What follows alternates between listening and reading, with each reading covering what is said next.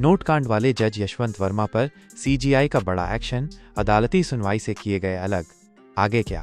Supreme court का कैसा कड़ा आदेश?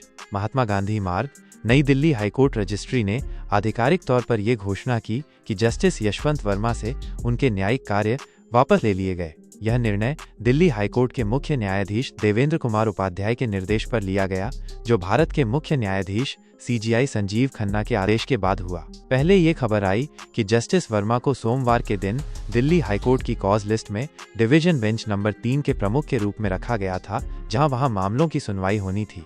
लेकिन अब यह स्पष्ट हो गया है कि जस्टिस वर्मा किसी भी मामले की सुनवाई में शामिल नहीं होंगे।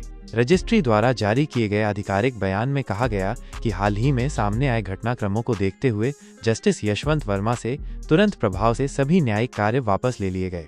बयान में ये भी उल्लेख किया गया कि भारत के मुख्य न्यायाधीश सीजीआई संजीव खन्ना ने दिल्ली हाई कोर्ट को निर्देश दिया था कि जस्टिस वर्मा को किसी भी न्यायिक कार्य में शामिल न किया जाए। जब तक मामले की जांच पूरी नहीं होती, तब तक उन्हें किसी भी प्रकार की सुनवाई से दूर रखा जाए। इसके अतिरिक्त सुप्रीम कोर्ट ने कैश एट होम मामले में जस्टिस यशवंत वर्मा के खिलाफ आरोपों की जांच के लिए एक 3 सदस्यीय कमेटी गठित की। इस कमेटी की अध्यक्षता पंजाब और हरियाणा हाईकोर्ट के मुख्य न्यायाधीश जस्टिस शल नागू करेंगे। इसके अलावा हिमाचल प्रदेश हाईकोर्ट के मुख्य न्यायाधीश justice GS Sandhawalia, Karnataka high court की जज जस्टिस अनु शिवरामन इस जांच कमेटी का हिस्सा होंगी।